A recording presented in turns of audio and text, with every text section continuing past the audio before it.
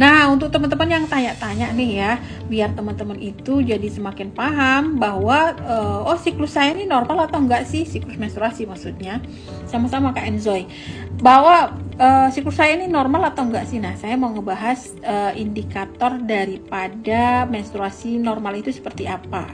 Sebelum lanjut, silahkan follow terlebih dahulu ya.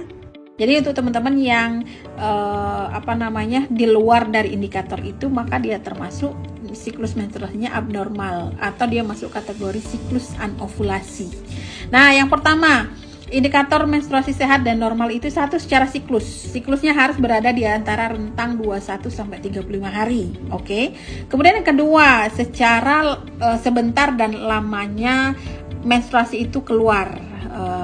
Dia harus berada di antara rentang 2 sampai 7 hari ya. Kemudian yang ketiga, secara sedikit dan banyaknya darah gitu ya. Paling sedikit minimal 25 ml, yang paling banyak 85 ml. Jadi nanti kalau kita berbasis indikator ini, kita bisa mengetahui oh ini jenis menstruasi ringan atau dia jenis menstruasi berat. Nah, kayak tadi kasus penebalan dini rahim. Jadi kalau misalnya teman-teman itu keluar menstruasi berat, kita sudah bisa menebak nih, oh ini mungkin ada kasus penebalan dini rahim, karena nggak akan jauh-jauh dari sana gitu. Kalau penebalan dini rahim itu udah nggak jauh-jauh dari masalah estrogen dominan. Nah, begitu guys ya. Jadi yang ketiga, berdasarkan dari sedikit dan banyaknya darah yang keluar. Paling sedikit 25 ml, paling banyak 80 ml. Nah, ini terbantu banget kalau teman-teman itu yang teknologi sekarang tuh ada yang menstrual cup ya. Jadi dia nggak pakai softtek, tapi dia pakai cup menstrual gitu, menstruasi itu. Jadi nggak pakai softtek. Nah, kalau ada itu kan kita bisa terbantu banget berapa banyak darah yang keluar gitu. Kalau yang pakai pembalut itu berdasarkan dari ukuran pembalutnya berapa mili ya, kemudian dikalikan gitu. Perkiraan dia setengah penuh atau penuh. Nah, gitu. Jadi nanti ketemu berapa banyak darah yang dikeluarkan gitu.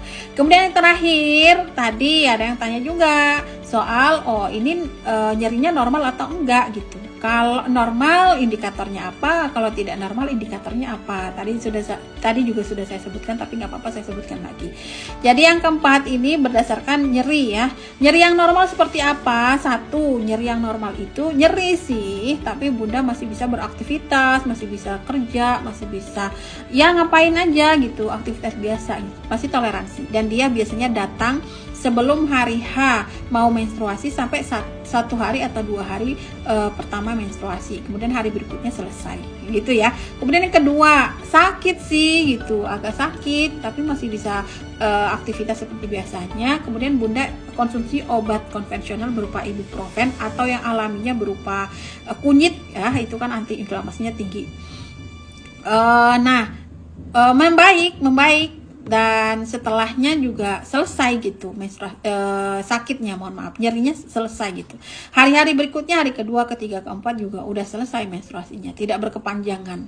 Nah, yang berikutnya hari kedua, ketiga, keempat berangsur-angsur selesai nyeri menstruasinya selesai, nggak kumat lagi seperti hari sebelum menstruasi sampai hari pertama atau hari kedua gitu ya. Nah, itu indikatornya normal. Nah, yang tidak normal indikatornya apa? Nah, nyeri yang tidak normal indikatornya satu, nyeri sehingga teman-teman itu tidak bisa ngapa-ngapain, mengganggu aktivitas sampai teman-teman itu mungkin demam, panas dingin, berdiri sedikit itu langsung sakit banget, ngilu banget gitu ya, pokoknya nggak bisa ngapa-ngapain. Jadi satu, sakit yang sangat mengganggu aktivitas teman-teman, jadi harus rebahan, harus dikompres dan ini itu gitu. Itu terjadi di awal menstruasi, menuju menstruasi, saat menstruasi pertama, menstruasi kedua dan sebagainya gitu ya. Kemudian coba deh konsumsi obat konvensional berupa ibuprofen atau tadi kunyit itu. Oh, ternyata membaik di 1-2 jam pertama. Setelah itu kok sakit lagi gitu. Sakitnya luar biasa sakit dan ngilunya gitu. Kalau masih sakit lagi artinya ya memang ada pemicunya gitu. Dia nggak akan selesai dengan konsumsi ibuprofen dan lain-lain gitu ya. Kemudian dia tetap sakit di hari kedua, ketiga, keempat sampai hari-hari berikutnya itu tetap sakit, dan sakitnya luar biasa, sakit ngilu gitu loh. Gitu. Jadi kayak teman-teman tuh harus benar-benar rehat dan selalu terganggu setiap datang menstruasi. Nah, itu jenis menstruasi, nyeri menstruasi yang tidak normal. Nah, gitu guys ya. Jadi teman-teman bisa mencocokkan dengan indikator yang sudah saya jelaskan tadi. Kalau misalnya sesuai dengan indikator tadi, maka jatuhnya normal. Kalau di luar dari indikator tadi, maka jatuhnya tidak normal. Gitu ya. Jadi sudah ada patokan indikatornya. Itu enak banget untuk mengukur dan menilai apakah menstruasi saya itu normal atau tidak, apakah nyeri ini normal atau tidak gitu. Ketika tidak normal, maka itu sudah warning tuh, alarm ya kan. Bisa karena inflamasi, bisa karena masalah hormon ya, imbalance hormon, kemudian bisa juga karena faktor infertility, misalnya kayak PCOS gitu ya.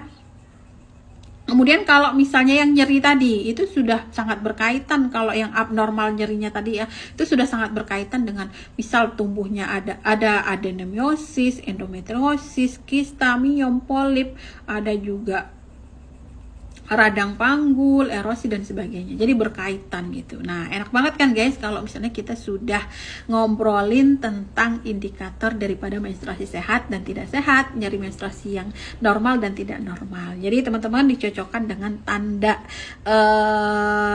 bukan tanda ya, dicocokkan dengan indikator yang sudah saya jelaskan tadi ya. Jadi biar teman-teman tidak tersesat nih, sebetulnya saya normal gak sih gitu. Nah, yang terakhir ya, yang terakhir soal siklus. Jadi teman-teman kalau mau menghitung panjangnya menstruasi itu harus dihitung berdasarkan siklus.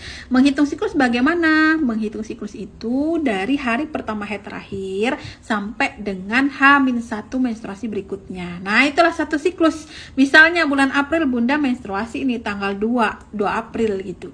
Nah, kemudian ternyata tanggal 29 tuh udah menstruasi lagi. Berarti siklusnya itu dihitung dari 2 April sampai H-1 dari tanggal 29, karena 29 udah menstruasi berikutnya kan. Berarti tanggal 28, maka jatuhnya dari tanggal 2 sampai tanggal 28 itu perkiraan ya, mungkin 27 hari. Nah, 27 hari itu panjang siklusnya, kita sesuaikan dengan indikator kita tadi 21 sampai 35 hari. Masuk nggak rentang 21 35 hari? Oh, kalau masuk berarti secara siklus normal. Ingat, secara siklus normal. Gitu ya. Mudah-mudahan dipahami. Ingat ya, kalau teman-teman bingung tadi harusnya di ini ya, di screenshot video gitu biar teman-teman jadi pengingat. Oh, saya normal nggak nih gitu ya.